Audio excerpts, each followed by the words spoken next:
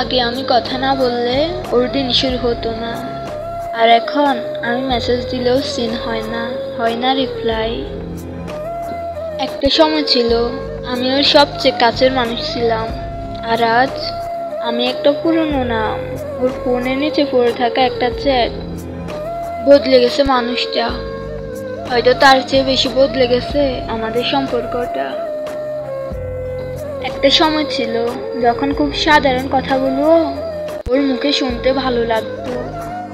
ওর মুখে কোথায় আছো, কি করছো, কেমন আছো, এই কথাগুলো শুনলে মনে হতো যাক, কেউ একজন আমারও আছে।